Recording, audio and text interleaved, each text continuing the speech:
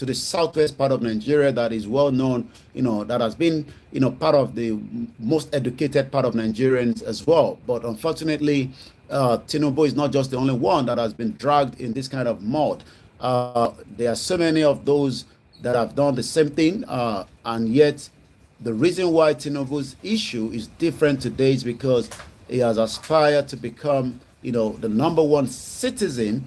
And could it be that Atiku that have saw Tinubu as, as a man that was following the late MK Abiola, probably carrying the bag? Because as at the time, Atiku was contesting for the very first time, he was contesting with one of the most powerful individual, late Chief MK Abiola, and that literally sent a lot of signal that maybe, just maybe, Atiku would have seen Tinubu as at the time as just a young man, but a young man can become also a man that can compete with him.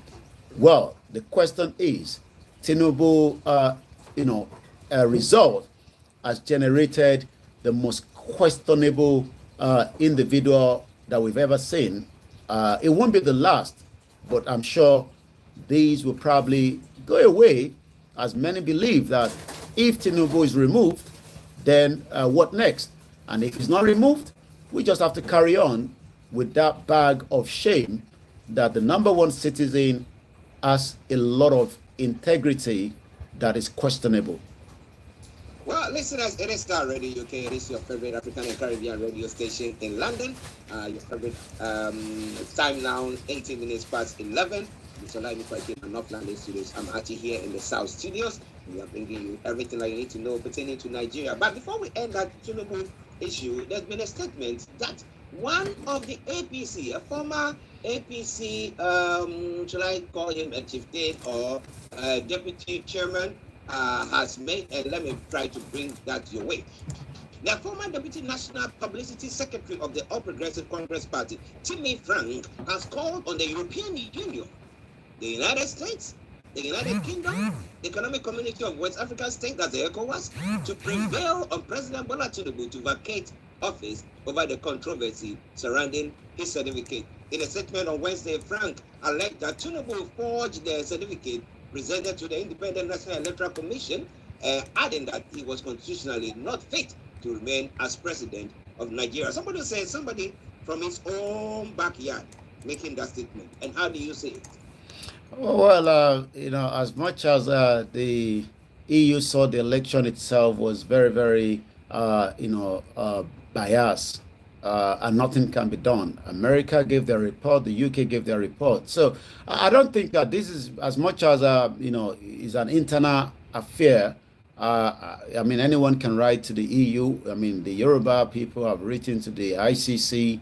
The Biafra wrote to the European Union for, interference into the exit of the Biafra. And I think I saw the statement back from them that that is something not to be looked into. These are internal problems that will have to be dealt with by the Supreme Court.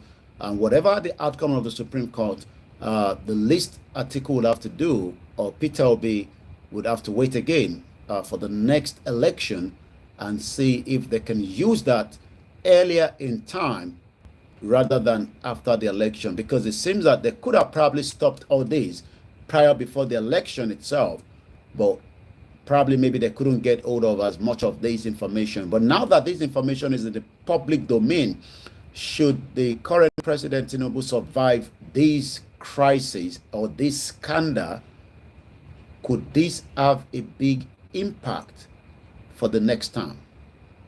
Well, could it or couldn't it? That's the question on the lips of most people. And would that shake the president? Would that move him? Or is he robust, strong enough to be able to withstand all this? Listeners, it is Starr Radio UK. It is your favorite African and Caribbean radio station in London. Let's move on.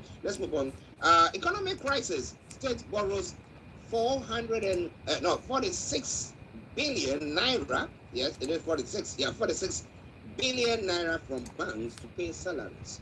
Now, that is a serious thing, because if you don't have resources like in the southwest or in the southeast or some of the other areas, I'm not sure what resources, natural resources that they have, or the population, and therefore taxing them and stuff like that.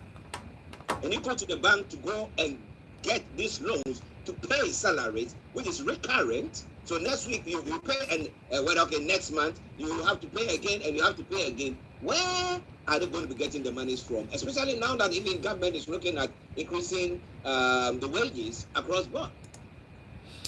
I mean, the question is borrowing to pay salary is not the ideal way of running a country. You must be producing taxation and then probably, royalties, is meant to be used to pay salary. But as it is in Nigeria, is the reverse in everything from what we are getting in the information. State government.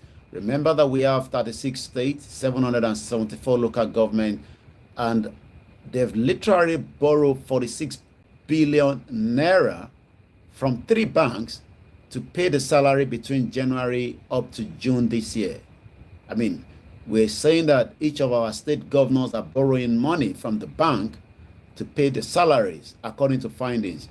These findings were based on the analysis of the half of the year 2023 from the financial statement of Access Bank, Fidelity Bank, and Zenith Bank Group. The question again is, we should know who is behind each of these banks that have now decided that they are the backup for the state, and what happened, and what is the collateral that the states are putting up front to borrow such amount of money. Is it a guarantee that money that comes through from the revenue, the internal, the IGR from each of the state? Is it the money from the federal during the end of the month that comes through, and there will be a balance sheet?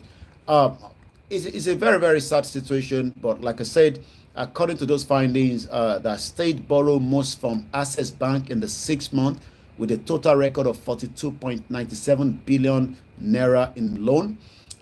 It was followed by the Zenith Bank. 1.78 billion was borrowed by some of the state governors. Fidelity Bank also 1.42 billion within the 6 months till date June 2023. According to the half of the 2023 financial statement that was released, the outstanding balance on the salary bailout fund was to the tune of 58 billion from June 2023 up to December last year. The question now is, the bank noted that the federal government intervention fund from the CBN bailout fund of 80 billion between December last year was 82. Well, we would have to wait and see how the 6 months that the president have assured, the NLC and the TUC for adding extra to what is currently the payout for each of the wages to the tune of 35,000 naira. It's still a very long one, but the bank noted the salary bailout scheme was approved by the same federal government to assist the state. So maybe there might be some kind of arrangement between the federal and also the banks. Should the state unable to pay back the bank, the federal government will have to come in. Okay, so we see what the federal government is going to do, and especially looking at how much money has been actually borrowed from the banks. 6 billion naira. I mean, eventually you are running the banks down. But well, let's see. Is the federal government going to be able to give them money to do so? Olakule, good morning to you. Long time. I hope you are doing very, very well. We thank God Nigeria has not happened to you. They say we shouldn't say that in Nigeria. We can see it here, right? Okay. Now let's move on straight to some of the other stories making the rounds. Now, those of us in the diaspora, especially you want to travel, you want to do things, we want to have dual citizenship and stuff like that. No, you go to the Nigerian High Commission and you want to have your passport just like that. Okay? But the federal government has given 2 weeks timeline for personal passport issuance. Now, what changes have they put in place now? And do you think that is going to be something that we're going to be a reality? Yeah. Well, the reality will determine by the time you apply for such a passport. I mean, I've been to the Nigerian embassy here, at some point in my 2 decades living in the UK, I've applied few times for the passport, and the process could be a little bit daunting, could be a little bit stressful, mostly for those that are coming from outside London that doesn't have relatives to stay with. And sometimes I've seen children, I've seen mothers crying bitterly Well, if we are having the problem here in UK, the question then is, what about those back in Nigeria? It seems that the new Minister of Interior, Olubunmi Tunji Ojo, wants to do something different. I've been following him since he has been appointed. Maybe it's just the nature of our ministers to come in the very first 2 3 weeks, 3 months. They're banging there, and then later on everything goes quiet. But the ultimatum to make sure that Nigerians have their passport in 2 weeks. Well, he said while the procurement of the visa was a privilege, acquisition of a passport was the right of every Nigerian.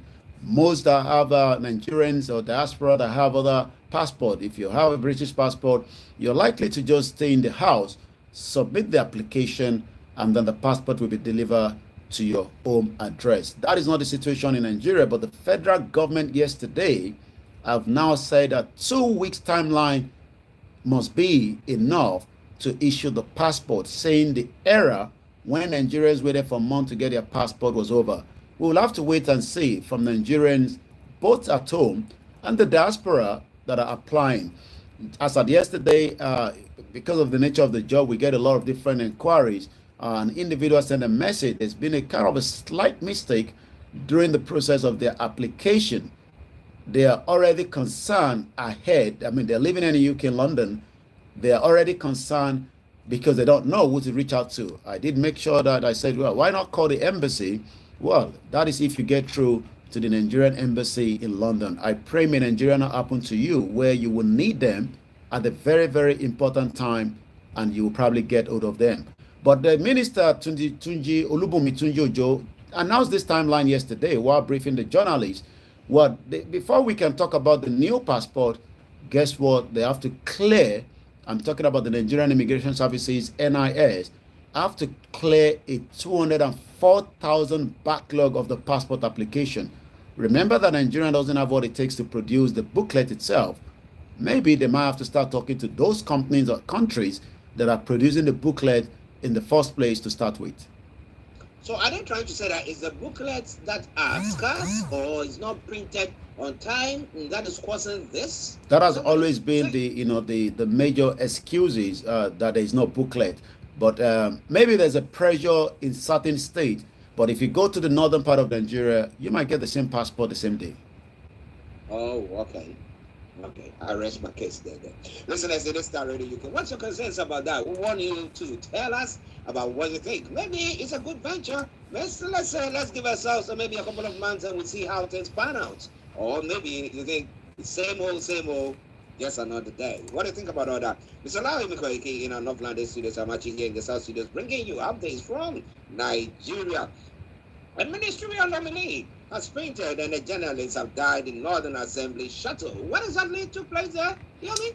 Yeah, there was the video eventually popped out, but the Senate President Akpabio asked the video rolling to stop.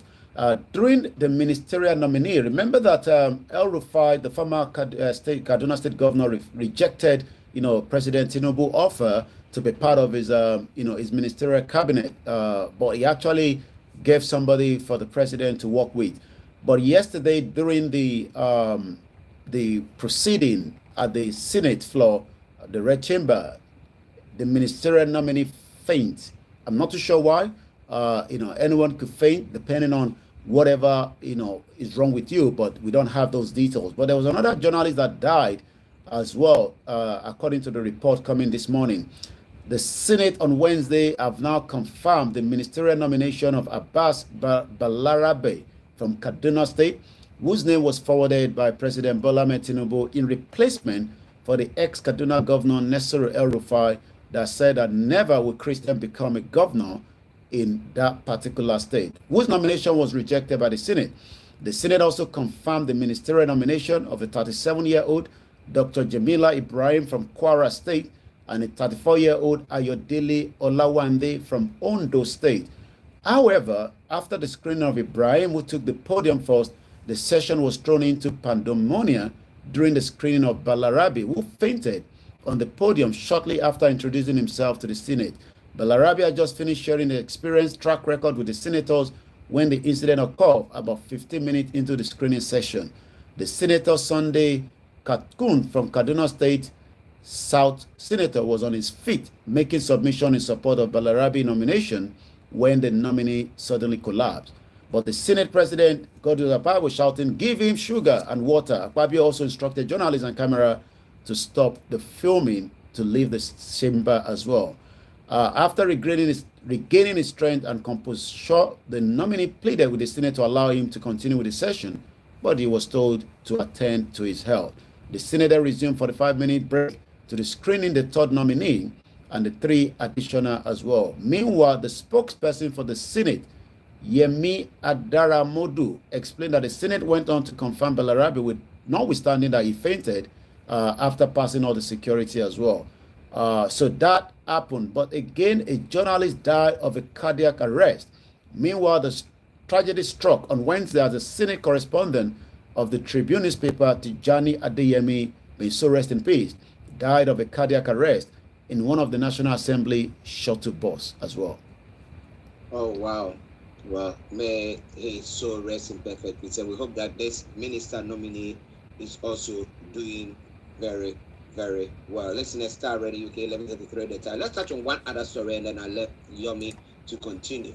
Now, yesterday we were talking about Naira Marley's arrest, and then now Sam Larry has also been apprehended as well over Mohbad's death. Has the police come out to say anything pertaining to that? What's going on? Because this is like an international thing that is going on. But let me say, Larry Lamina, good morning to you. I hope you are doing very, very well. Nice to see you once again. Over to you, Yomi. Well, the case between Naira Marley, the Nigerian police, and the music industry, it's going to go a very long way. I want to get the last name of the individual that have now been declared wanted by the Nigerian police for not turning himself as requested. Yeah, I got the name here. Once again, this is still the finest African and Caribbean radio station in London. Naira Marley and Sam Larry are both in the custody of the Nigerian police. They were taken to the court in Yaba, Lagos State, and they've now been told to be apprehended for the next 21 days. I mean, the police wanted 30 days, but they've given them 21 days. But an individual also have now been declared wanted, according to the police public relation officer, Benjamin Odonye. Mohbad, Lagos State Police Command declare prime boy wanted. We'll see if we can get the image of that by the engineer in just about a few minutes. Who is this individual? Why is he now being declared wanted?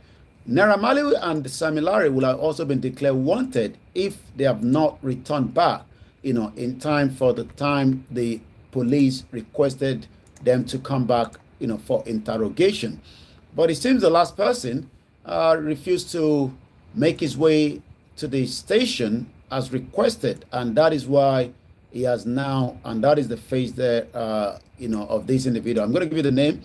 His name is or let's first give you the, what we know so far. Following his failure to honor the police invitation successfully sent to him since the commencement of the investigation into the circumstances leading to the death of Mr. Ireoluwa Aloba, aka Mohbad, the Lagos State Police Command hereby declares wanted Owodunni Ibrahim, aka Prime Boy.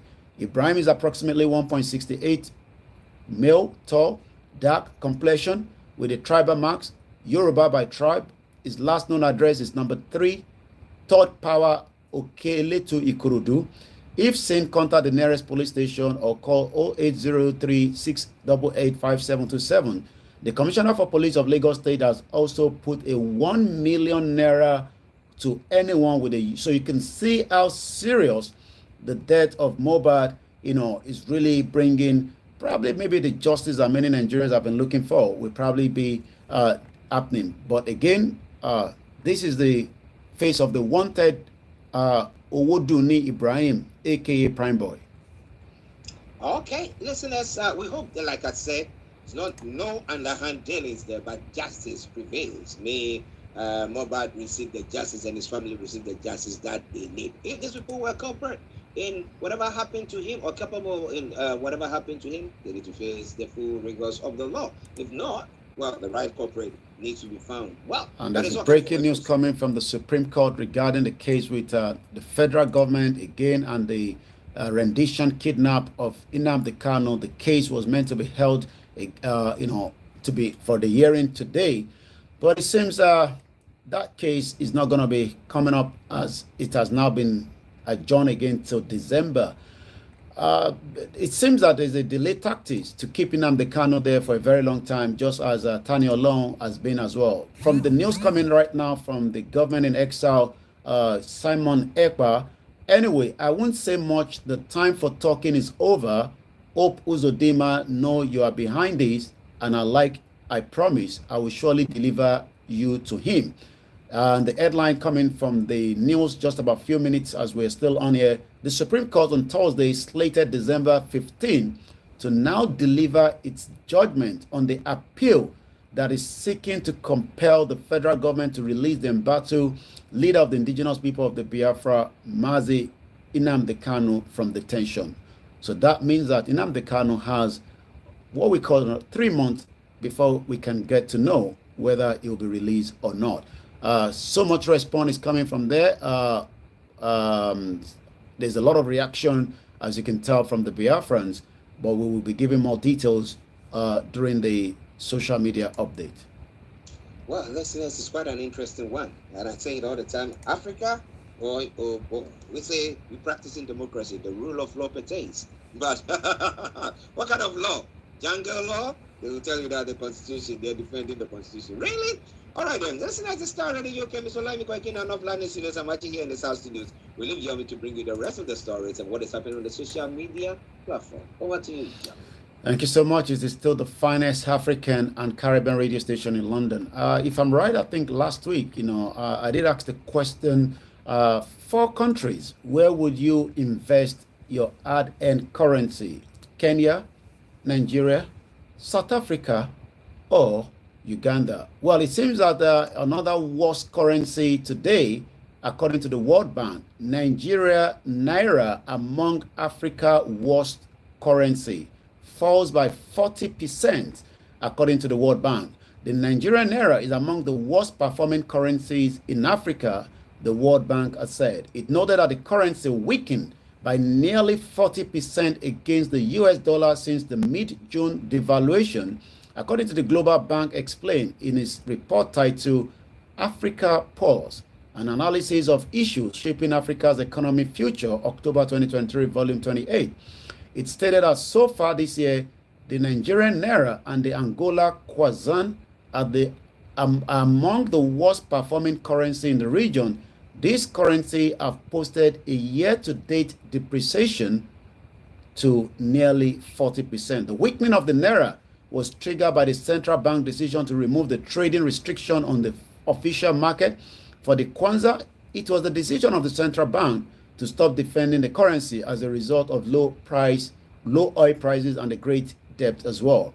Well, other currencies that are worse are South Sudan, Burundi, and this is the country that we are competing with. At least we're not doing bad when it comes to other like these. Democratic Republic of Congo, Kenya, Zambia, Ghana. Well, I saw a video of the Ghanaians that are preparing for the protest, I think in December, if I'm right. Rwanda, it noted that the parallel exchange market rate are also compounding. As we speak this morning, the dollar to the Naira is 1,000 and the pounds to Naira is 1,200 and something. In June 2023, the Central Bank of Nigeria directed the Deposit Money Bank to remove the rate cap on the Naira. Well, we hope the current administration and Cardoso, the new CBN governor, will be putting everything in place to bring the Naira back as quickly as possible as we speak right now. Again, the World Bank warns the central bank against forex control and direct lending and subsidy programs. Well, it seems that there's much problem ahead in the business sector with that headline as well. Dirty fuel affecting shipping in Africa, says Abuja MOU, is coming from another headline. Operator push for fresh investment technology amid worsening electricity, and the government lost 847 billion naira to the gas flaring, according to the Newsdraft. We've talked about the economic crisis. Our state borrowed 46 billion from the bank, An exporter decry extra charges at the export terminal. These are all the business news coming out of Nigeria this morning, and we're going to go straight into one or two more of the headline. Well, let's take you to as the GOC wants soldiers to stay clear of Kogi politics.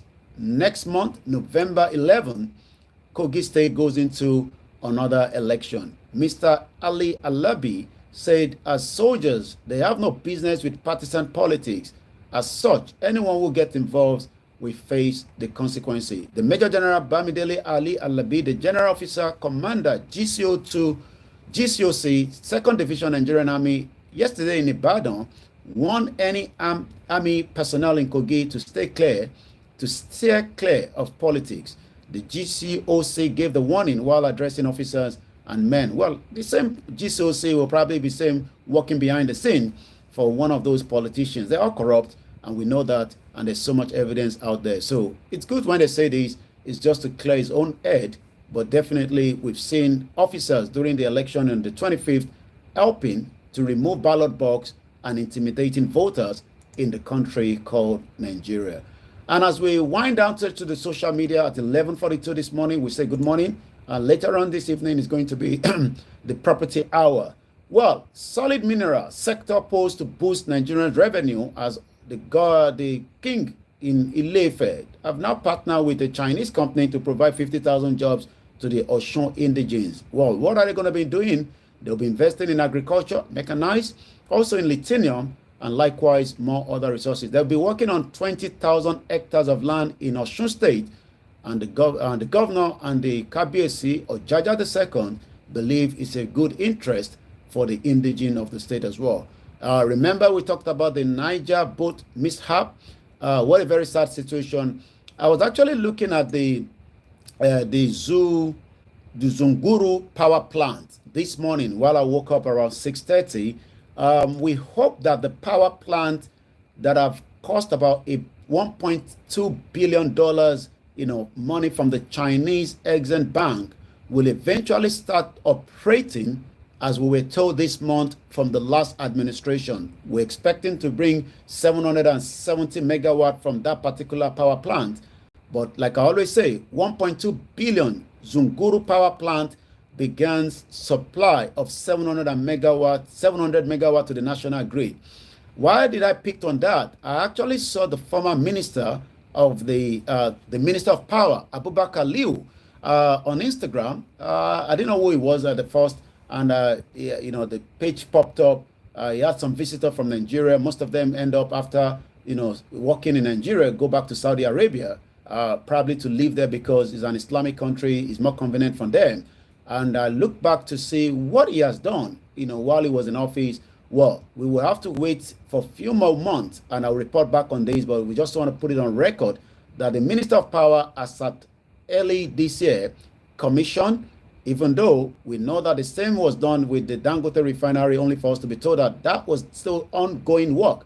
The Minister of Power, as at the time, this is a report back in, some 4 months ago, so it's not a current new update.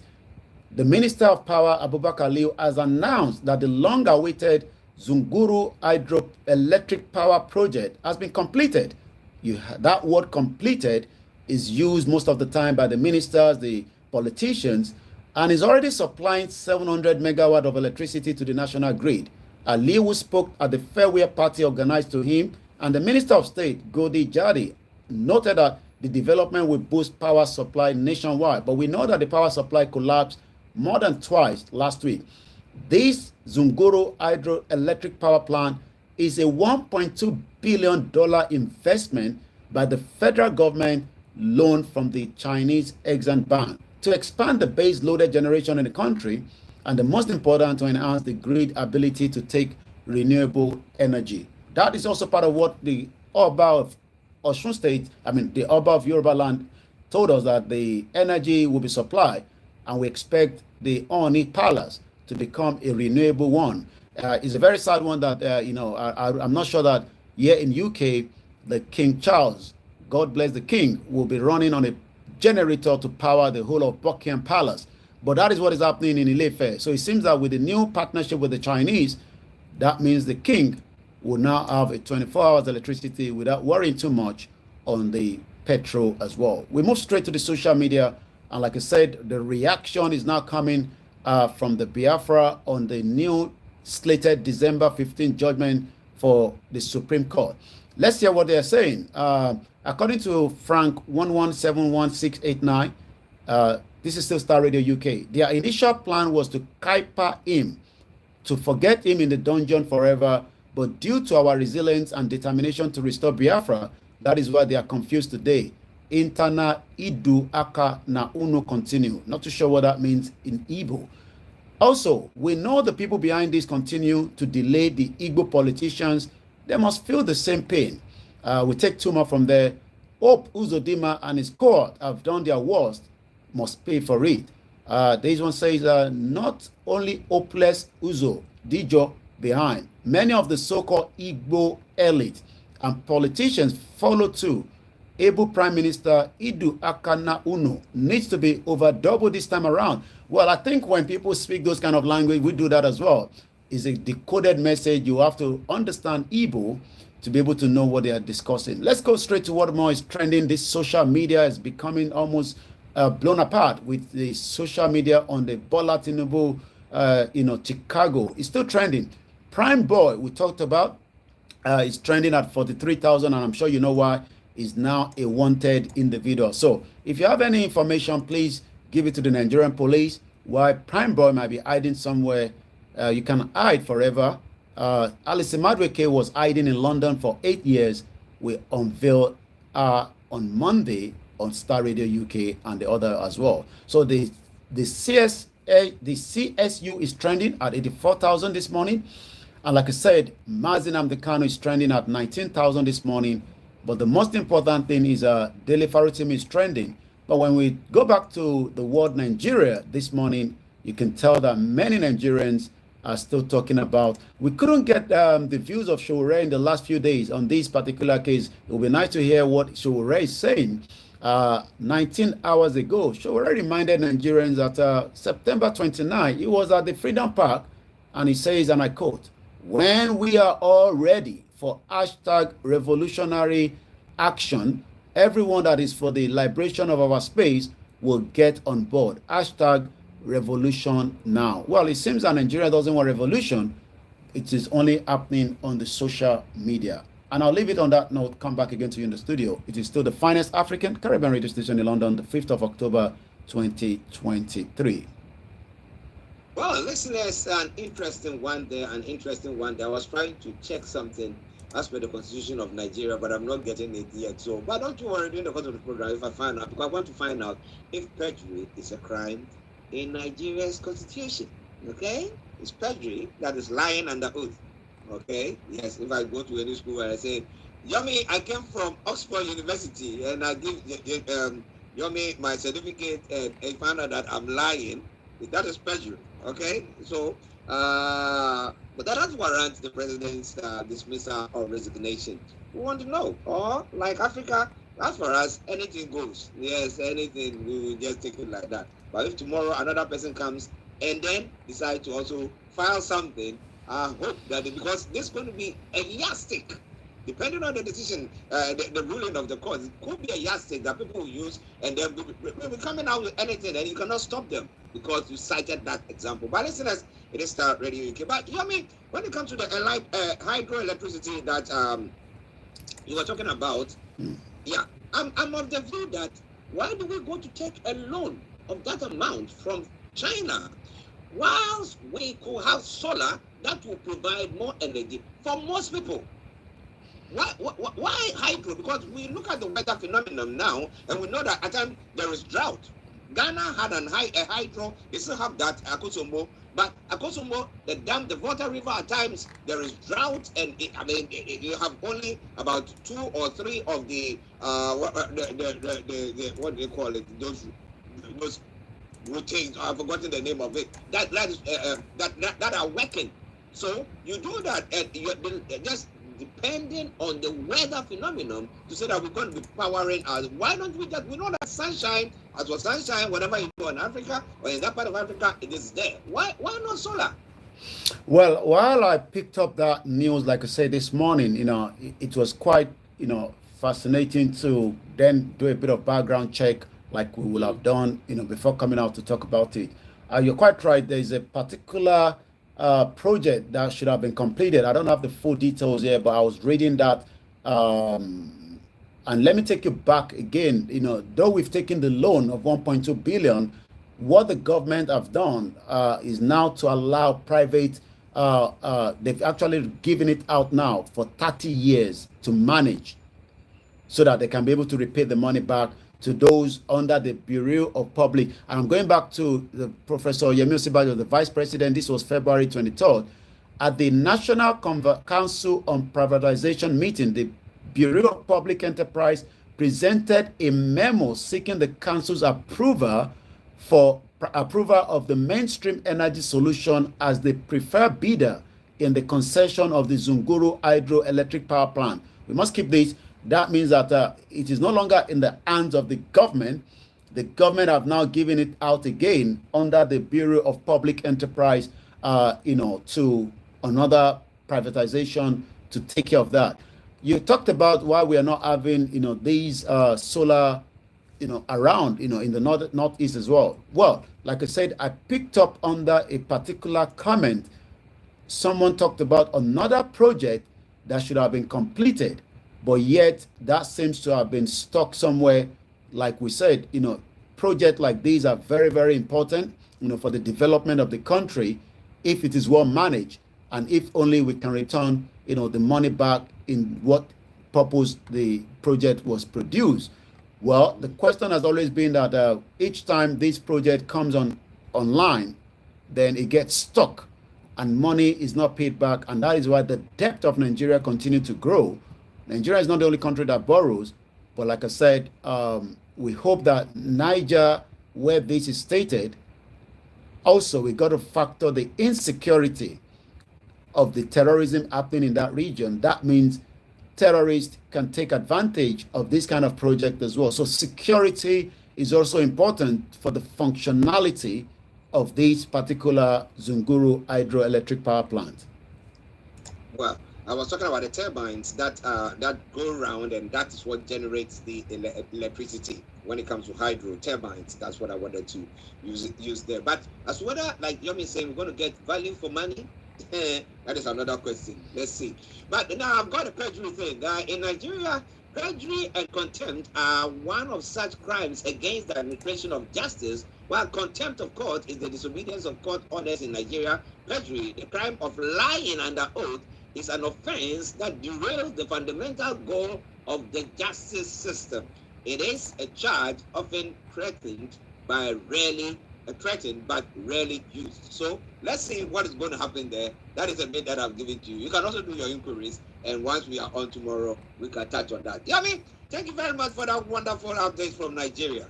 Thank you so much, and we'll be giving the update from Atiku press release at 3 p.m. later on, and that will be coming on stream at 11 o'clock tomorrow. Bye for now. Bye. Okay, listeners, that has been Mr. Olayomi Koiki bringing you updates from Nigeria, from our North London studios. Well, quite interesting development from Nigeria as we head. Oh, man. It's been a long day. Cheese and bread. It's not easy. It's not easy. I was so tired. Very, very tired. I went back to bed after I woke up. I just had a breakfast and I went back to bed. That's why we're running late. So we're gonna have to come back so that I can just go and, finish up. Okay, easy dollar. Alpha, my brother. Okay, Aziz, Houston. Qualitech, how you doing now? Ya gbọ́rọ̀ Tinubu sẹ́gbẹ̀járe káwa mú Yorùbá nation ti wá dání sí tọkàn ẹ̀ pẹ̀lú ọ̀rọ̀ Tinubu kọjọ máa yanjú ẹ̀ pẹ̀lú ra wọn. Our message needs to go straight to the university. That's where we are. The message is, keep Nigeria. It's not my problem. If you don't keep it, it's good for everybody. The world is not waiting for anyone.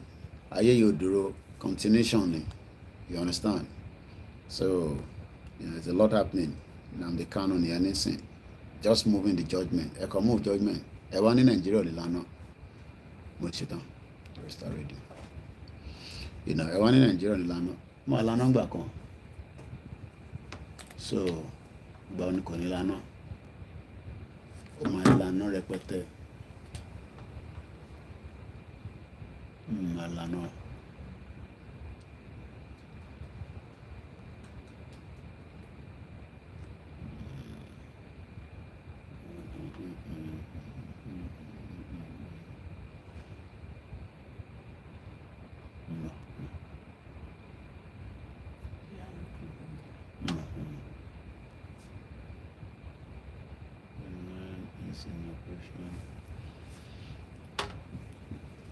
Yeah. Mo ti ṣe.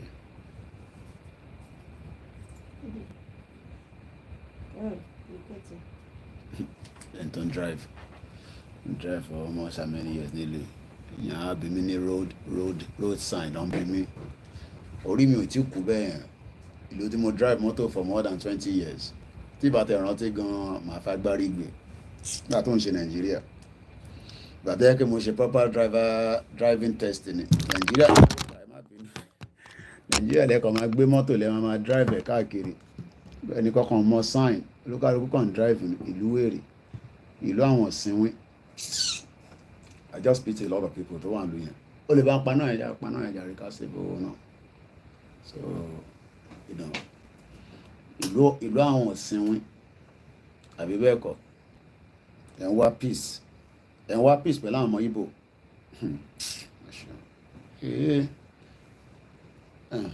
Ẹ ṣáà sọ ẹni tó bá ń jẹ́ sójà ẹ ṣáà sọ fáwọn èèyàn yín wọ́n bá ti rán wọn lọ sílẹ̀ Ìgbò wọ́n pẹ̀ lọ o ìmọ̀ tó lè ṣẹlẹ̀ o ní information kankan o ohun tí mo kọ̀ mọ̀ ni pé ẹni máa kó pàdé ẹni máa pa òun lọ́rọ̀ federal government àtàwọn ọmọ Ìgbò.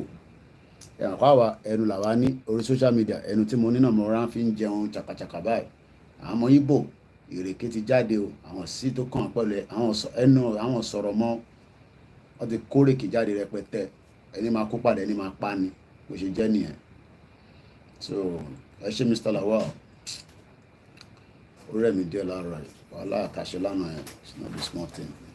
So ìyàwó mi gan ló jí mi gan pé bàbá ò ní ṣe Starr radio ni mo bẹ́ bọ́lẹ̀ ni at least àti parí Starr radio nísìnyí ara ti wálẹ̀ tábà tí parí Starr radio ara mi wálẹ̀ a ti parí ẹ̀ ó wà pé platform tèmi nìkan ló kù wòtòwòtò dẹni wòtòwòtò lẹ́ máa jẹ lójoojúmọ́.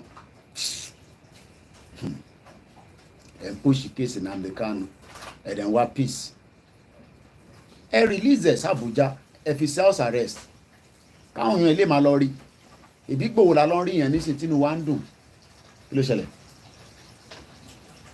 Ìgbòho ní gbogbo wa lọ rí yẹn we are so happy.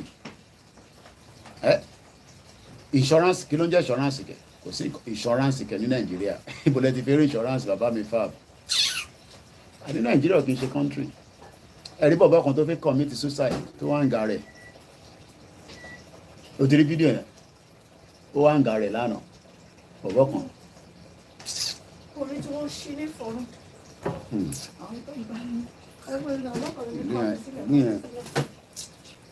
ọdún fẹ́ nu ẹni tó fẹ́ commit suicide ibi ẹni àpò wéèrè làwọn tó wà Nàìjíríà òsínwé ló pọ̀ ní gbogbo yín ọ̀la ẹ̀ ẹni tó fẹ́ commit suicide tó gé ọrùn ẹ̀ kúrò tó gé okùn kúrò ọdún fẹ́ nà wọ́n lẹ́ẹ̀lẹ́ẹ̀bẹ̀ ṣé òun ló fẹ́ commit suicide kíyàn tó lè ronú kò fẹ́ commit ẹ má ronú suicide o kíyàn tó lè ronú àárọ̀ yìí nísìn kó tó di pòrun yẹn gbé mi lọ kọ́ mo ti jí látago 6 bọ̀ sáré ṣe one or two things kó lórí pé àwọn ọmọ lọ léèwé so mo wá ìṣá táwọn fi lọ sí school mo rí pé mo ní strength láti jáde pé ká ṣe lecture wà láàárọ̀ yìí mo ní strength yẹn mo kọ̀ wá sálẹ̀ kí ni mo wá ṣe mo mu cornflakes rárá padà sókè ní àdúgbò 9 but wá tí mo ti ṣe gbogbo tí mo ń ṣe tán yẹn mo wá èmi náà wà lórí YouTube mo ń ṣe mo upload ẹ ti rí àwọn videos mi tí mo ṣe upload ṣé o ti rí pé kò sí generator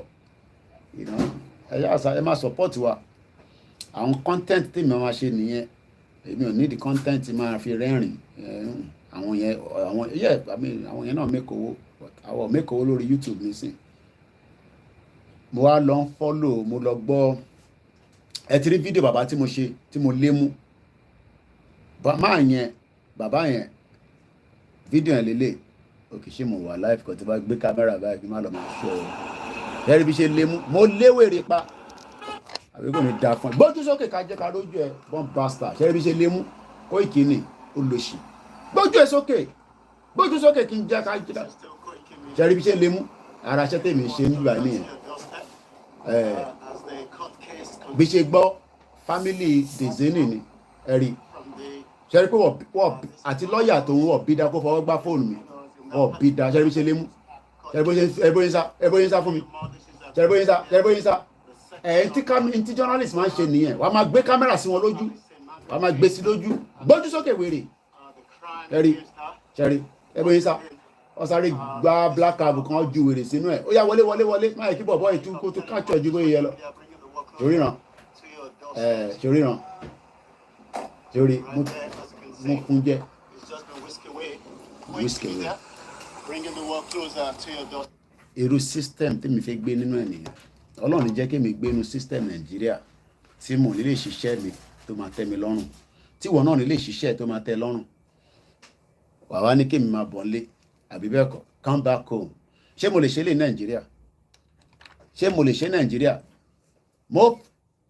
mo prefer gbójú sókè wèrè ó tún ọ̀nì tààtì ká tún jọ pàdé ọ̀nì tààtì yẹn lágbọ́ ọlọ́run máa bẹ́ ìyàwó mi gbogbo tí wọ́n máa ṣe gbogbo ọ̀rọ̀ tètè dé court because mo fẹ́ wo ibi tó tàgé mo mọ̀ pé ó máa wọ ṣòkòtò délẹ̀ ní dezeni òun gangan ni máa lé mú níjọ́ yẹn ẹsẹ̀ wo lọ tàgẹ̀ ṣé left leg àbí right leg ni máa bèèrè lọ́wọ́ which of the legs ẹ̀dá kankan mọ̀ à ń sọ fún yín pẹ̀lú èèyàn gbádùn ẹ jẹ́ ká ṣe Yorùbá nation ká support ẹ̀ ká fún ní in tó fẹ́ àwọn Ìgbò nísìnyí àwọn ti wà lójú no retreat no surrender ni àwa sì ń manage pé Yorùbá dẹ̀ lọ́nà lọ́gbọ́n jù mo dẹ̀ bí nípa lọ́gbọ́n lóòótọ́ so we see how it goes ìsọjú bẹ́ẹ̀ lọ́n tèmi kí a tó bí mi lọ́mọ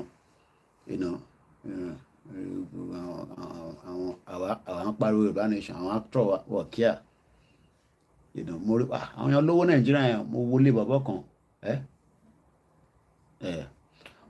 àwọn bàbá kan mo wo fídíò ẹ̀ lórí Instagram ilé yẹn wọ́n ní wọ́ọ̀tì 1.3 billion wọ́n bí dá kó dárìn lójú títì. mo kí ìyàwó abiyẹmọ ẹṣẹ gan ni mà wọ́n ní Yorùbá nation ló lè ṣe wọ́n ní kò lè ṣe ní tó ń sọ fún mi nìyẹn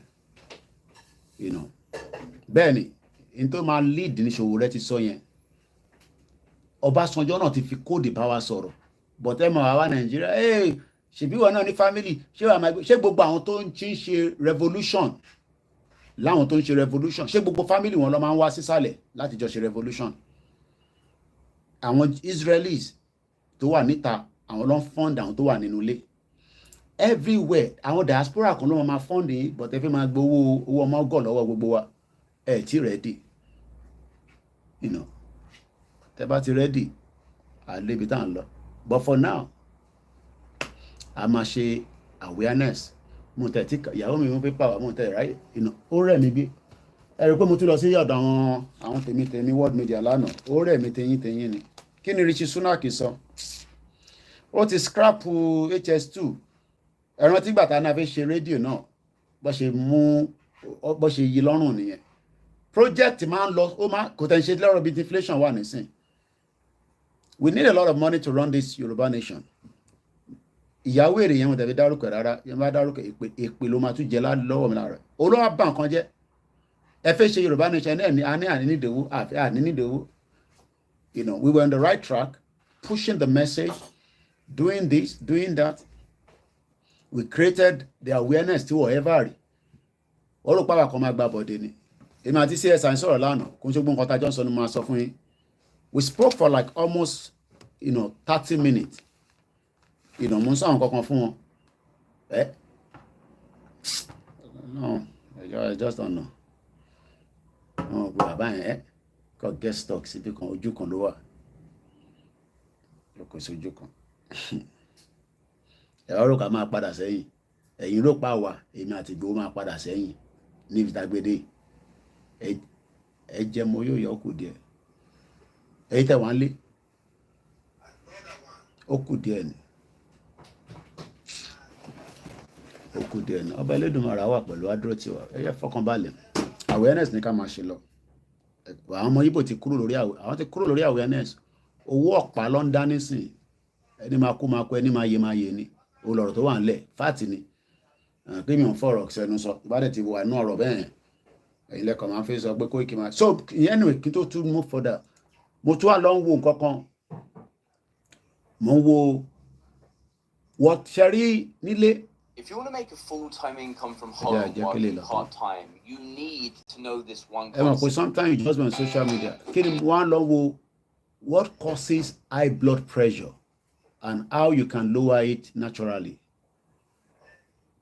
Cherry, there's a lot of things that Nigerians don't have a clue. We link everything to spiritualism. Video 1 hour ni. Because knowledge is good. Ẹgbẹ́ kò ní kankan ṣe pẹ̀lú Yorùbá nation, bó ní kankan ṣe pẹ̀lú health wa. Bó ṣe ní ṣe pẹ̀lú health tèmi náà ló ní ṣe pẹ̀lú health wa náà. But nígbà tẹ́ ẹ̀ bá ní internet láti fi 4 years ago ní doctor yẹn ló ti release video ẹ̀ bẹ̀rẹ̀ iṣẹ́ ìbá pàdé ni what causes high blood pressure. Ó list oríṣiríṣi nǹkan tó máa ń cause àwọn nǹkan tó máa ṣe àwọn nǹkan tó ní ṣe. I mean we cannot be perfect. Ó yẹ ká ti gba Yorùbá nation yẹn ó yẹ ká ti gba Yorùbá nation yẹn ó yẹ ká ti ṣe dùn. But ẹ ti gbàgbé pé there are so many symptoms tó fẹ́ ká gba Yorùbá nation. Àwọn symptoms kan náà wà kí làwọn symptoms yẹn gbogbo wa la mọ̀. Àwọn symptoms kan wà a máa wo bá ṣe lè work pẹ̀lú wọn. Àwọn symptoms kan wà a ní lè work pẹ̀lú wọn. Ẹ máa bá àwọn ọmọ Ìgbò yẹn ṣe kò sẹ́ni tó trust ara wọn but a wà lórí the same line. Wọ́n fẹ́ lọ àwa náà fẹ́ lọ kò kúkú ṣe pé wọ́n máa nífẹ̀ẹ́ wa àwa náà máa nífẹ̀ẹ́ wọn but for the fact that we keep the pressure cooking tàbá ti ń fẹ́ bá wọn ṣe báyìí àwọn kan tún fà sẹ́yìn àwọn tó dẹ̀ ń fà sẹ́yìn they are not ready to do anything wọ́n dẹ̀ gbójú wọn síta àfikún wọn ní ẹ̀mọ́lá advice Mr. Koiki mo rí i pé ó dà pé wọ́n ló ń push Ìgbòho pẹ̀lú àwọn ọmọ Biafra ìwọ ni ẹ lè bá rìn mi àti Ìgbòho jẹ ojoojúmọ́ ni máa ń sọ fún yín ẹ máa gbìyànjú ni ẹ tó bẹ́ẹ̀ lẹ́yìn ìyàwó ẹ o àtàwọn ọmọ ẹ o èmi ló tún kàn bẹ́ẹ̀ ni ẹ fún wa lówó kí ló ṣẹlẹ̀ ẹ já raise owó and I need 1 million àrí 1 million tó wáyé kí mo gbìyànjú kọ́ wá nísìnyí mo lórí ẹ̀ ti fọ́ gbogbo ẹ̀ ti ń ṣe kí á láwọn èèyàn máa dáwó fún mi ẹ fẹ́ kí wọ́n máa parọ́ fún yín èmi ò lè parọ́ ìyẹn wọ́n yẹn parọ́ o.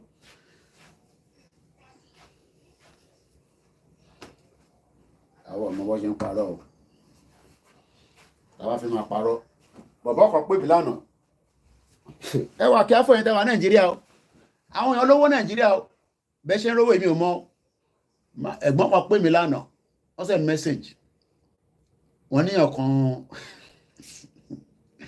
nínú owó kóbókóbókó táwọn èèyàn tó ń tùjọ táwọn bá dẹ̀ ní kẹ́ dáwó fún àwa ẹ̀ ní dáwó ẹ̀ ní tẹwà Nàìjíríà wọ́n ti gba ẹ̀gbọ́n yẹn ní $3,500 wọ́n náà fẹ́ bá wọn ṣí Spotify shop kí ló ń jẹ́ I hardly want to believe pé mo fẹ́ believe nǹkan tán nìyẹn sọ ní bá pè wọ́n padà pé kí lẹ́ mí pé ẹ̀sán $3,500 wọ́n ní bẹ́ẹ̀ ni and he paid the money through the wallet owó tó ṣe trace mọ́ ẹni tẹ́ ń sanwó fún ẹ̀ mọ́ bí tó wà ẹ kọ̀ rí lórí social media tẹ́ ń rí fake ni o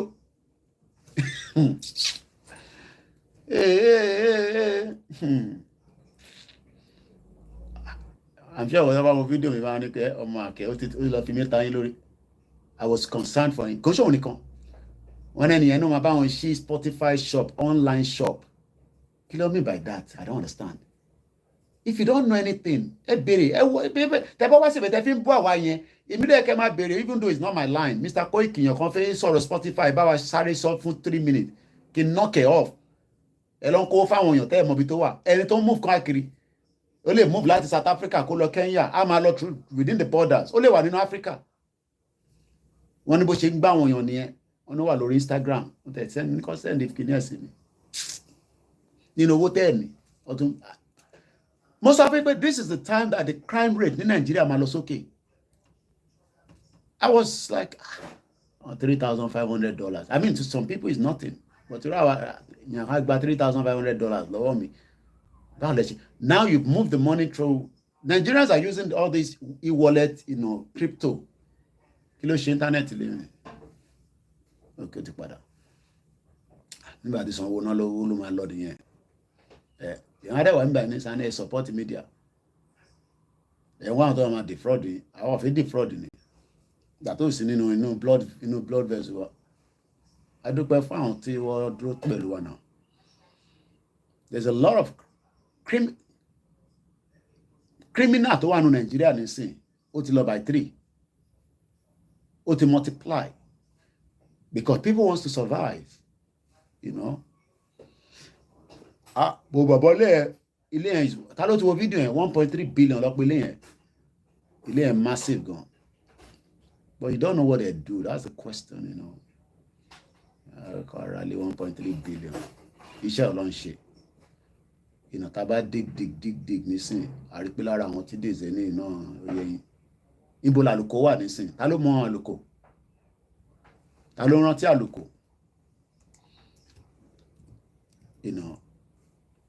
Àlùkò ta ló rántí ẹ̀? Wọ́n kò bọ̀bọ̀ kan ní àlùkò. Ṣé kọ́lá àlùkò ló ń jẹ́? Most of you don't know what they've done with Nigeria. They've used Nigeria in a way that me and you needs to really stop Nigeria. If you don't stop Nigeria, Nigeria will eventually stop us. Kola Aluko, according to information here, was born on the 20th of October, so a month in the birthday, 1969. Ó pè rẹ̀ ní Nigerian energy business magnate.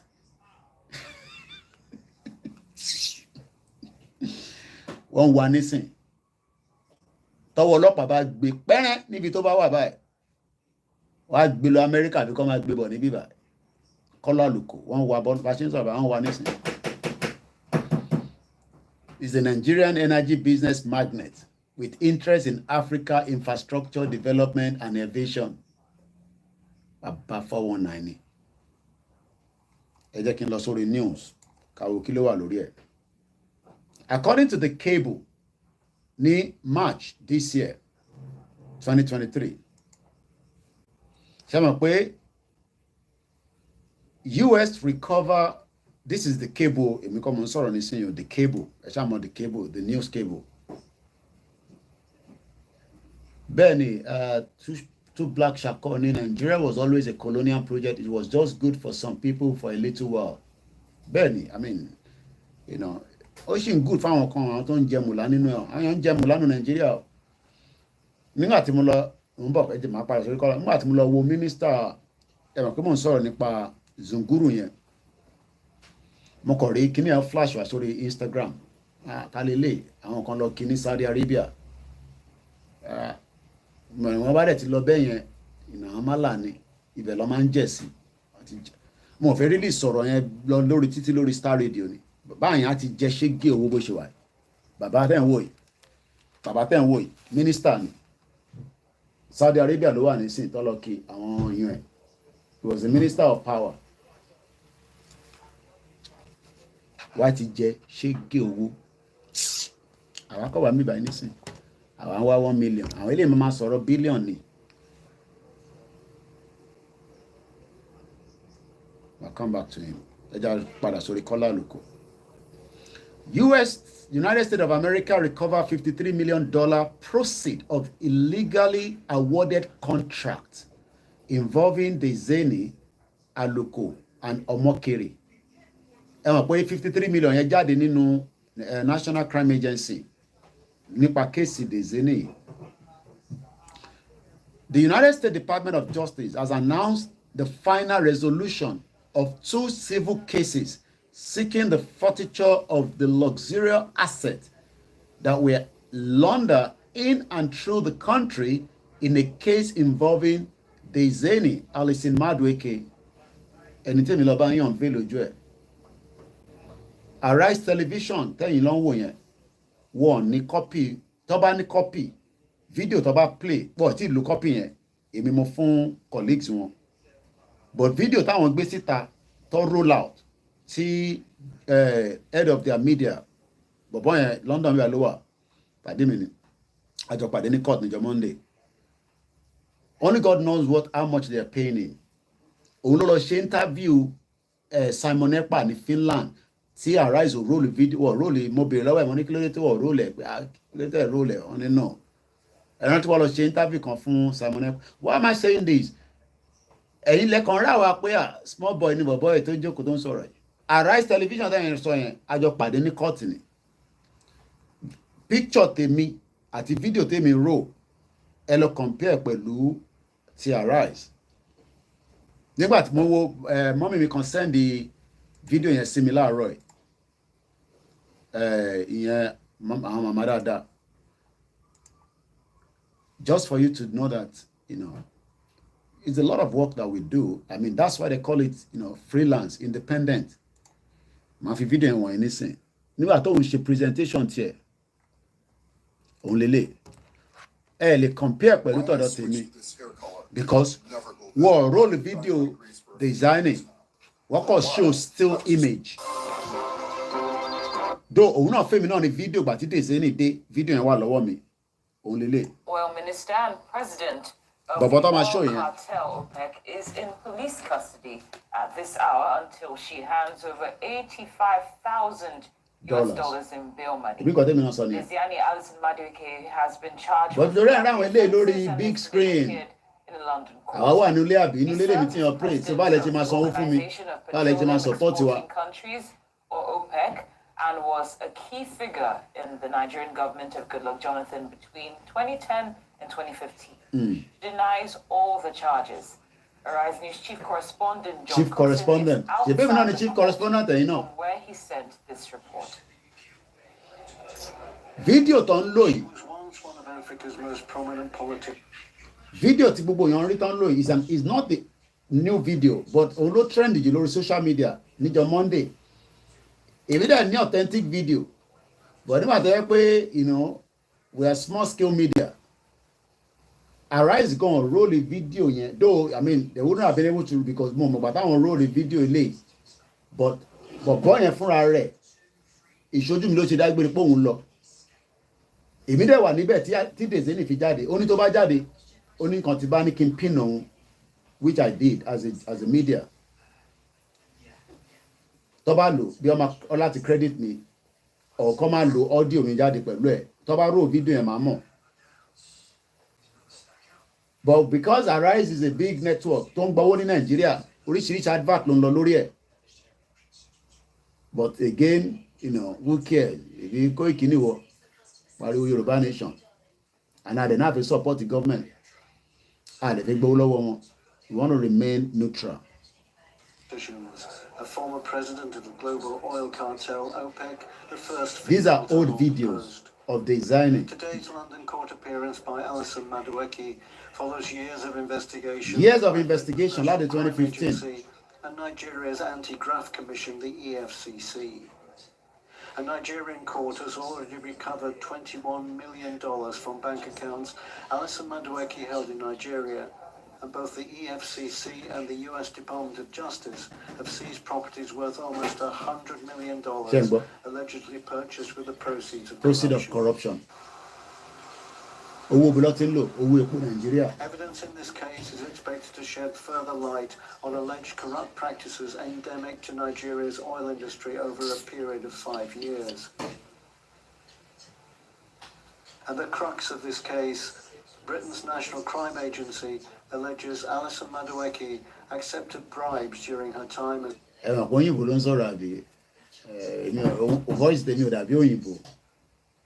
Only God knows how much he has to be on with Arise. He's the chief correspondent. Only see Finland, only see Ukraine now. I don't come what I saw, but it's not for public consumption. Money media, iṣẹ́ media, iṣẹ́ tó lágbára gidi ni. ẹrójú ẹ̀ ní sọ́mọ jáde nísìn. As Minister for Petroleum Resources in exchange for awarding multi-million-dollar oil and gas contracts. Prosecutors will allege that's in there. Ojú ẹ̀ nǹkan kan mọ̀ kọ̀ kẹ̀kẹ́ rẹ̀ ojú ẹ̀ nìyẹn. Ló ń sọ̀rọ̀ yẹn. Kò rẹ́jọ́ gbogbo nǹkan la máa share pẹ̀lú public. You know, we all work hand in hand. But kí mo kàn fẹ́ fà bẹ́ẹ̀ ni pé they will arise. They have a huge amount of revenue to be able to pay, you know, this kind of man to operate for them. Ó dẹ̀ wá pẹ̀lú one young boy kan, bóyá apprentice nìyẹn or probably, you know, another person. Channels ní bìbí kan tó máa ń ṣe tọ̀dọ̀ tí wọn àti kẹrìpàdé náà. Mo tẹ̀lé channels níbẹ̀ níjọ́ yẹn. Channels ò wà. Ìjọ́ dẹ̀ máa wá ní on the 30th. So we are still here. Ẹ torí ẹ̀kan rí ni mo jókòó sínú ní pé ta ni bọ̀bọ̀ ilé tó ń sọ̀rọ̀ kí ló mean. Wọ́n ti finish Nàìjíríà tipẹ́tipẹ́. Okay, o gbóyin lẹ́ẹ̀kan sí. Wọ́n ti finish Nàìjíríà. Now, ẹ jẹ́ kí n máa lọ mú fídíò tèmi wá, èyí tèmi ṣe. Ẹ jẹ́ kí mi rò tèmi. Kẹ wá fi compare èyí táwọn ṣe. Ẹ jẹ́ kí mi lọ mú ìtèmi fi lédè ṣe níwà. Òun dà. Listen, ìwọ́dà pé jáde nínú court. Mo lè fídíò. Ó tẹ̀ dùn mí pé ẹ mọ̀ pé mo ní 4K mi record, àṣé kò tẹ̀ record. Ọlọ́run ní kí n ní iṣẹ́ yìí ò ń ṣiṣẹ́ kékeré. Ọlọ́run ní kí n ti ní ìmí tó ń roll 4K mi tí mo connect mọ́ tripod mi eléyìí mo mú jáde méjì ni mo ní 4K ni mo rò pé mo ti click record bó ṣe ń jáde bọ̀ yẹn àṣé mo click record mo kàn click picture ni but the other ones méjì tí mo roll yàtọ̀ sí tí mo tún go live, you know, so Ọlọ́run ní kí n ní ìyẹn backup because sometimes because nílé rí bá ṣe rí yẹn so yẹ ká play dezeni wíwá lè fẹ́ tó ti fẹ́ jáde lélẹ̀. Yorùbá nation is going to come up. Ó máa jáde láìpẹ́ nísìn. Ó máa jáde nísìn. Ẹ sọ̀rọ̀ Tinubu nìkan. Ọ̀rọ̀ Tinubu nìkan. Dezeni tó ti kówó jẹ. Dezeni kówó jẹ rẹpẹtẹ. She has to submit her travel documents. She must not apply for any other travel documents. Wọ́n ní kò gbọ́dọ̀ deport. She must not go anywhere near the port at all. Ó máa jáde láìpẹ́ yìí. Ẹ̀gbọ́n ọmọ ìsọ̀kọ́ dà kó ti ń bọ̀. Ẹ̀yin náà wà lórí Olayomi Koiki Media. Ẹ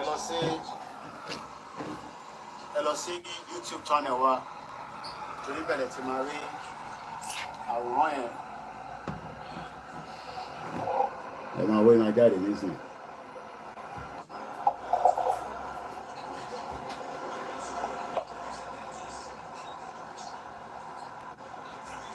Dezeni alẹ́sẹ̀ máa dùn ike.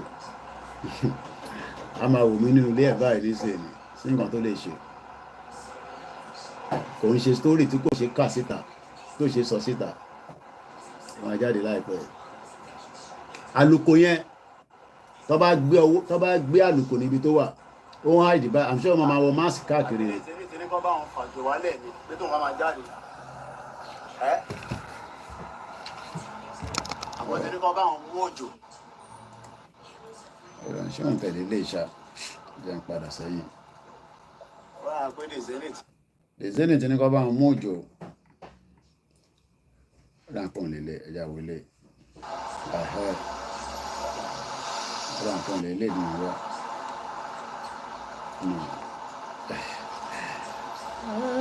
Koiki mo ti frustrate Dezeni. Ẹ bá rójú tí lọ́ọ̀yà yẹn fi ń wò mí. Ilé ìyọ̀ǹkan ni mo need now. So that is Dezeni there, as you can see. She has perfected her bail condition. Ẹ̀rí security tó tẹ̀lé tó lo glasses. Ìyẹn sọ fún ó fi máa fọwọ́ kàn àbò mu páínpáín yóò gbọ́wọ́ kó bá fọwọ́ kàn mí pẹ́rẹ́ máa file charges against you lẹ́sẹ̀kẹsẹ̀ ká tó kúrò níbà. Bèbí tẹ̀ ń rí yẹn ọmọ ṣìnkó yẹn routers ló ń bá ṣiṣẹ́ fún mo mọ ibi tí bọ̀bọ̀ the other guy ń bá ṣiṣẹ́ there's another woman ìyẹn AFP ló ń bá ṣiṣẹ́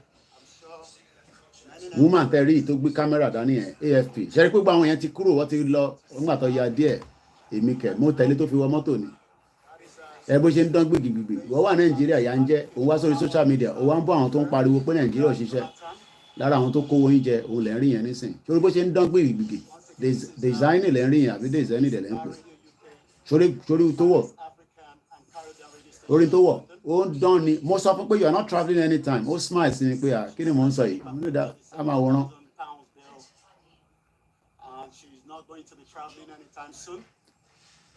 Ó dá mi lóòbọ̀ yín kò sọ̀rọ̀ yẹn sókè dáadáa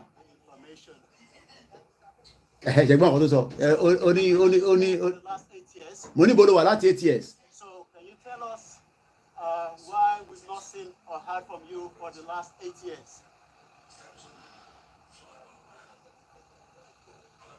Once again, she's still right here with us. And once again, ó dijọ́ 30th mo gbọ́dọ̀ mọ ibi tó tàgẹ̀ lẹ́sẹ̀ lónà ó máa wọ ṣòkòtò tó máa délẹ̀ mi kò ní jẹ́ kí n rí kò ní wọ skirt tó bá wọ skirt a máa rí tàgẹ̀ ẹsẹ̀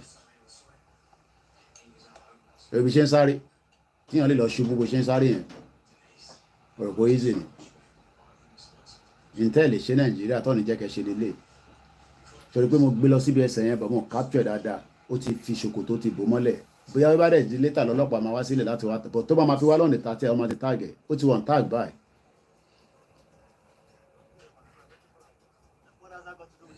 ìyẹn bí wípé ó ní ìsókè àmúpanpán yóò ní ó ní ìsókè ló ń jẹ́ ìsókè ẹ̀yìn tèmi ẹ jẹ́ kí n lọ kí n padà wá kí n lọ relax kí n lọ jẹ proper lunch so ọlọ́run wà pẹ̀lú wa so mo ń sọ̀rọ̀ nípa blood pressure lẹ́ẹ̀kan you know a lot of us ẹ̀yin tẹ́ wà ń lé àtàwátàwà níta make sure you know you check your blood pressure very very important it's extremely important to know the do's and don'ts I know internet ò ń jẹ́ kẹ́ lè wo gbogbo àwọn kan bẹ́ẹ̀ yẹn I was able to watch it 1 hour you know it's always good like that and the last one is ọ̀nà àti kò máa sọ̀rọ̀ ní aago mẹ́ta ó fi báwọ̀ press kan sọ̀rọ̀ kí ló máa wá ṣẹlẹ̀ ẹ jẹ́ ká wo kí ló wà ní pépà tẹ̀lé kí n tó máa Rishi Sunak ó ní HS2 kò ní dé Manchester mọ́ àwọn yẹn ti ń bínú báyìí Audi òun ló cheap jù ní London today in history kí ló wà ń bẹ̀ 1796 èmi máa ń like àwọn news ilé báyìí Spain declare war on Britain by signing the Treaty of San Ildefonso aligning with France tipẹ́tipẹ́ láti ń ja ogun bẹ́ẹ̀ ni Amakulex my brother báwo ni family jàre 1796 wọ́n ní Spain declare war on Britain ní 1917 that was 1914 15 16 3 years after independence of the amalgamation of Nigeria 1917 Sir Arthur Lee donated a check to the nation as the country retreat for British Prime Minister ní 1917 wọ́n níyàn kan donated a check. Then 1927 the Labour Party voted to nationalize coal mines níbo ló ti ń kó àwọn coal yẹn wá Enugu most of you don't know because nígbà yẹn wọ́n kàn máa ń lòdì láti Enugu coal ẹ̀ṣẹ̀ àmọ́ coal a kó gbúrúgbúrú a kó lọ sínú ship nígbà yẹn ni Britain were as at that time was the British was still a country to produce industrialization but this time around everything ti lọ sí China Britain nísìn nǹkan jẹ nísìn ni oyè yín but production gbogbo ẹ̀ ti lọ sí China.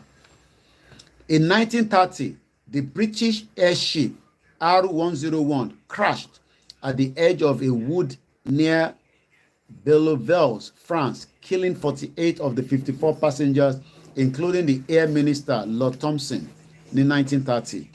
1936, the march of unemployed shipyard workers from Jaro to London started.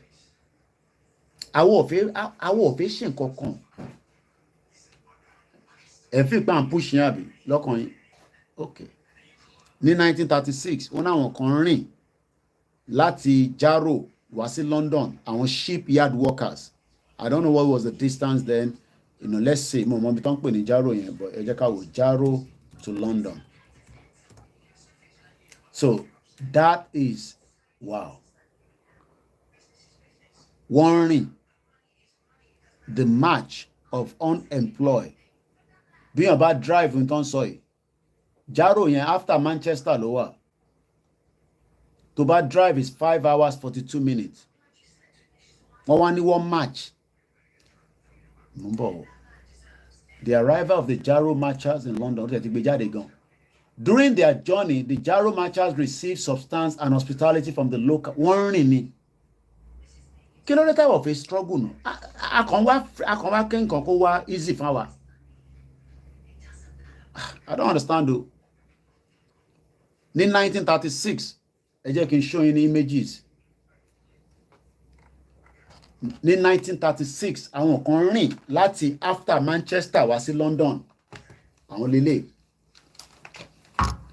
Ẹ jẹ́ gbé. This was 80 years on the marches. Message about unemployment. Ẹ̀yin wà unemployed nísìn. Mr. Koiki ṣe máa send owó mọ́tò. Mo rántí ìgbà tá à ń ṣe rally. Ṣé ní send owó mọ́tò? Ṣé bẹ́ẹ̀ tí ń raise owó lórí platform yìí? Àwọn kan lọ́nà rìn yìí o.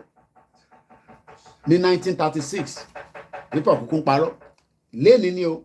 Ní 1936 October 5th. Wọ́n rìn. That means pay for every time bó bá ṣe ń lọ yẹn. Wọ́n gain ní support. Ẹ jẹ́ ká ka message, ẹ jẹ́ ká ka díẹ̀. Ẹ rí pé the reason tí wọ́n ṣe gbọ́dọ̀ ka paper ni ní ọmọ tó ń lọ. On October 5, 1936, kò dẹ̀ ṣe pé wọ́pọ̀ púpọ̀. Àwa nísìn àwa tẹ̀tí ní opportunity díẹ̀ as at that time nǹkan tough. Ọlọ́run ló mọ bí okay weather ṣì wà okay kò tó bá jẹ́ time báyìí ni weather ò tí bad púpọ̀ but bí wọ́n bá ṣe ń rìn yẹn lálẹ́ wọ́n máa òtútù máa kò sí bí yàn ṣe lè òtútù máa múyàn lálẹ́. On October 5, 1936, 200 péré unemployed men àwọn yẹn ló ń pè ní men. Mo wo fídíò àwọn tí wọ́n jákè Nigerian Airways after ìgbà Temke Abiola. Mo rí lórí Punch newspaper ní Instagram láàárọ̀ yìí. Àánú mi dẹ̀ ṣe wọ́n náà làwọn jà fún democracy inú ilé wọn. Ta ló rántí àwọn ọkùnrin yẹn mẹ́rin ni wọ́n jákè plane wọ́n wá lọ jù wọ́n sí Niger ọdún 9 ló ṣe nínú ẹ̀wọ̀n. How many people have seen that video? Ó wà lórí Instagram but orí Punch newspaper tẹ́ bá lọ sí Punch newspaper ẹ̀rí ń bẹ̀. Mo ti gbọ́wọ́ case wọn yẹn rí but I was watching their video for the first time again in clarity. Ẹ sunkún fún wọn. Àwa ti sìn àtẹ̀mí we are lazy people. Ẹnu la níbi àjàkárà. Amakulex náà ń rí lánàá. Àwa ti sìn ẹnu lórí social media ẹni kan náà láwà. Wọ́n hijack plane. Wọ́n wá fẹ́ kí plane ẹ̀kọ́ divert lọ sí Germany. Wọ́n máa tàn wọ́n ni. Pilot ní náà kò lè lọ Germany o. Wọ́n ṣe lọ land wọn sí Niger nìyẹn. Ọdún 9 ló lò. Ẹ lọ wọnú ilé tó ń gbé. Gọ́fúnà wà níbẹ̀. Ṣé bá tẹ̀ sí nígbà military mọ̀? Ṣé kò yẹ kó take care àwọn? Ṣèbí democracy náà ló ń jà fún? Àbí ṣé nǹkan tó ṣe yẹn wrong ni? Yes or no? So wrong. Àná ìtì ready. Àwọn yẹn ló ń pè ní men. Àwa tó kù àtèmi àti ẹ̀yin ẹnu la níbi àjàkárà. They come back home. I'm not coming back home. Ẹnu la níbi àjàkárà. Ẹ wá Ìgbòho kó wá ṣe àbí. Ẹ wá Ìgbòho nìkan. Ìgbà tí Ìgbòho jáde bẹ́ẹ̀ ni their story was very touching.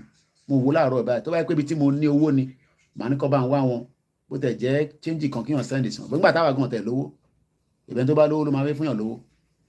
Ẹ̀bẹ̀ tó bá lówó ló máa fẹ́ fún yàn lówó. Kí ló cost Governor Sanwó-Olú pé kó fún wọn nílé bí a nísìn tí fídíò ọ̀hún tuntun jáde. I mean àwọn politician yìí crazy ṣá.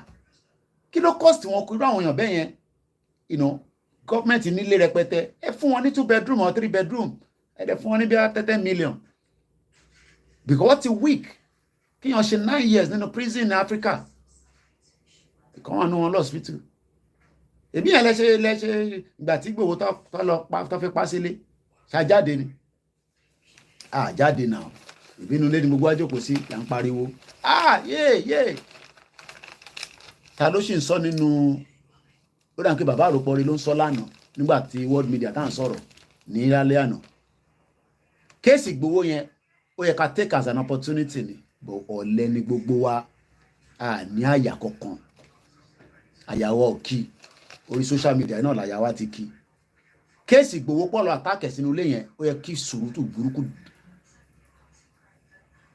200 men ní 1930 freedom òun ṣe ọ̀fẹ́ ẹ kàn máa ń rò pé bí àmú kan máa ń wà máa exaggerate if evidence tí mo tún fi ń ṣọyìn láàárọ̀ yìí nísìnyí ìbájọ́ ka pépà yìí mo níyàwó èmi ò tí kà á mo ṣe ń kà náà nísìnyí mo kàn ní ká kọ̀wé èdè ká tó máa lọ freedom òun ṣe tó máa fún yín lọ́fẹ̀ẹ́ Ọbásanjọ́ ti sọ ó ní you must slug it out with them òun ò sọ pé violent èmi náà rẹ̀ sọ pé violent but whatever tó bá máa ṣẹlẹ̀ kó ṣẹlẹ̀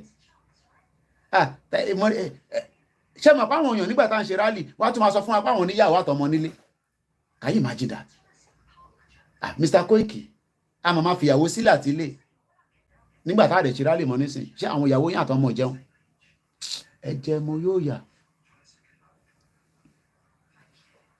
200 men in 1936 wọ́n rin ẹ̀wọ̀n kí mo tẹ̀ tí wọ how many hours by road by car mo ṣe ń sọ lẹ́ǹkan yẹn is 6 hours àwọn dẹ́rìn ni kábíyèsí Elédùmarè o máa fún yín ní mileage máa dẹ̀ fún yín ní hour tó fi rìn ṣé arẹ́dìṣà kí n tún béèrè ṣé àwọn ọmọ Yorùbá ṣá ti rẹ́dìṣà bá kàn akọ̀ṣin àṣìṣe preparation pàfẹ́ ready. It is 278.5 miles. The journey.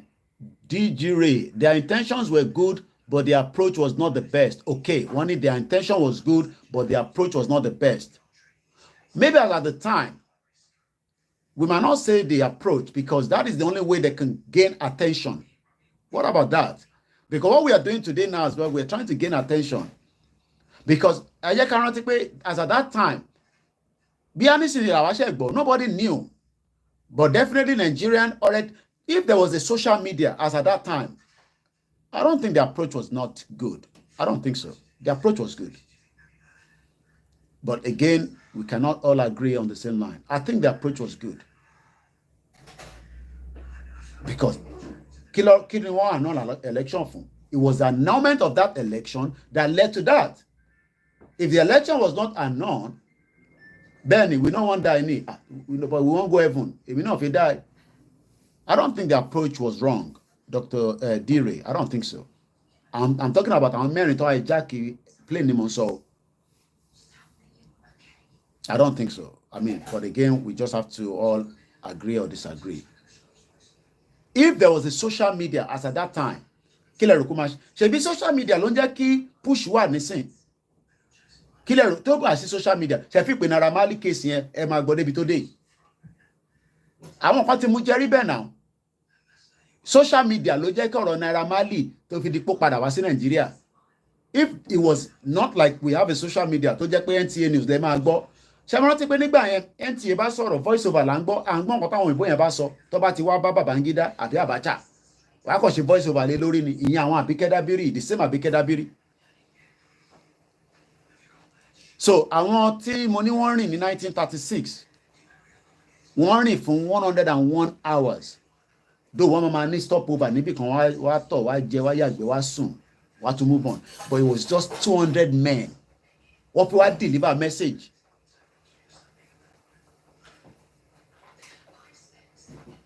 Àwa fẹ́ gbádùn life now, àti taste life, especially our Yoruba people, we love life. Afẹ́fẹ́ ni wá àjàyè gan. We enjoy life. So ayé sọ̀rọ̀ ní sẹ́lẹ̀ ní àníkílẹ̀ lè sọ yìí but kò lè understand. A dẹ̀ ń wá peace. Nnamdi Kanu case tẹ́ kọ́ knock off. Okay, ẹ fẹ́ detain ẹ̀. Normally gan kò ń ṣe DSS custody ló yẹ kí Nnamdi Kanu wà. In the normal confinement, ẹ fi sínú DSS custody. Ẹ jẹ́ káwọn èèyàn rí, Ṣòwòrẹ́ fẹ́ rí ẹ jẹ́ ká rí kí ló lè tó yẹn. ó pààyàn ni àwọn tó ń pààyàn lójoojúmọ́ tó jẹ́ terrorist kí lẹ ṣe fún wọn ẹ ṣe kankan fún wọn náà so ẹ ká ka sórí àwọn járó yẹn tán ká tó máa lọ jàre. So on October 5, 1936, 200 unemployed men from Jarrow in the northeast England set out for London carrying a petition asking for work to be brought to their town. Yeah, afẹ́fẹ́ ayé lásán, afẹ́fẹ́ ayé kò sẹ́ni tó fẹ́ kú. Their march, which took just under a month. We must do something that people will remember for. And we let it kú but we are still talking about it. This is about 80 years ago. We are still talking about it. Well, after 80 years, looking months of 1936. After 80 years ago now. Because in Nigeria, going back 100 years. Okay, yeah, 1914 in Nigeria. So after 1914, all right, 80 years ago. But if I pay 200 men nísìn pé ọmọ ṣàmárìn láti Ondo ẹ máa bọ̀ lẹ́kọ̀ọ́ ká dá wà lálẹ́ wá béèrè owó mọ́tò wá béèrè this wá béèrè that kódà wọ́n ń béèrè pé ta ló máa tọ́jú ìyàwó àwọn nílé ẹ mọ́ that go through nígbà pé a fẹ́ move àwọn èèyàn fún mobilization ẹlòmíì gbowó lọ́wọ́ wa kò kúrò nílé ẹ̀ Mr. Koiki mo ti wà lọ́nà ṣé ń gbọ́ mọ́tò òun ló ń lọ yẹn pa irọ́ ni inú ilé ẹ̀ ló wà ó dẹ̀ ti gba 100,000 kí ni mo fẹ́ ṣe sí. We have played our role, we are still here.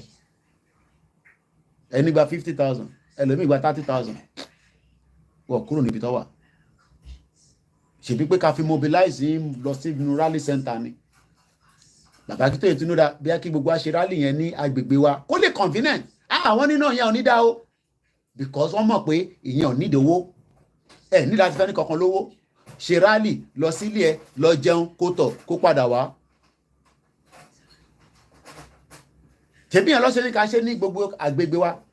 No ìyẹn ọ̀dà ìyẹn máa spread the government because government ò lè dé gbogbo local government wa. Kò bá jẹ́ ìmẹ́wàá lẹ́wà níbẹ̀. Òkè ńgbà tẹ́yìn mẹ́wàá bá ń ṣe níbí báyìí táwọn mẹ́wàá ń ṣe níbi next street. Ibo mélòó ṣe ọlọ́pàá ní wọ́n ní resources yẹn ni. But we didn't want that. Ọmọ Yorùbá people mo wà ní meeting kan pẹ̀lú bàbá Akíntóyè ẹ bá bọ́ yín fún bàbá yẹn jẹ kílẹ̀ bá aláṣẹ máa ṣe lójú kan láyé máa ṣe ní ọ̀tọ̀ọ̀tọ̀ ẹ jẹ́ kí gbogbo àjọ ṣe lójú kan ni ká ṣe kíní kan wèrè kan tún dé ìyẹn tó ní kán máa ṣe rálì mọ́ and in 1936 200 men bẹ́ẹ̀ ni in 1936 200 men wọ́n rìn láti north east of London of England rather wọ́n wá sísàlẹ̀ ìrìn yẹn will have taken them a whole month kí ni demand wọn ẹ fún wa níṣẹ́ náà a ṣe lè wà lókè náà tá à níṣẹ́. Their march, which took just under a month, has become a historic landmark symbolizing the depression of the 1930s. There was a depression as of that time. In time go through this, not depression. Nigeria go work. Okay. Just make sure you take care of your high blood pressure. BP, don't pay back. It's very, very important. Call on Koforiji newspaper Tribune on Okula no anything. I don't know what must have led to that. One in the motor Dokusi while he was on his way into the Senate building. There's so much pressure in Nigeria. Many of you can be ìfúnpá ló ń pè bí àbí BP ìfúnpá. Ẹ má fi ṣeré o. Check your BP. Tó bá lọ sókè. Try láti make sure pé ó já wálẹ̀. Èmi ò mọ̀ tó máa lo èmi ò ní recommendation kankan. Mo ń ṣe doctor, mo ń ṣe herbalist. Ìwọ ni kò wá nǹkan tó máa lò. Kí bí tó bá jẹ́ pé inú ilé ni problem wá solution sí. Tó bá jẹ́ pé níta ni wá solution sí. If not, ó fi kú ṣeré nìyẹn o. High blood pressure. In the human suffering it induces in England north-south divide. Are we not suffering today as well? Medical students volunteered. Medical students and medical students were volunteered to tender, to march with a blister feet and fragile bodies, which had been enfeebled by a diet on the borderline of malnutrition. The crusade exposed the long-term effect of impoverished diet. William Cameron had all his teeth removed during the march. Ew. Others were hospitalized or sent home.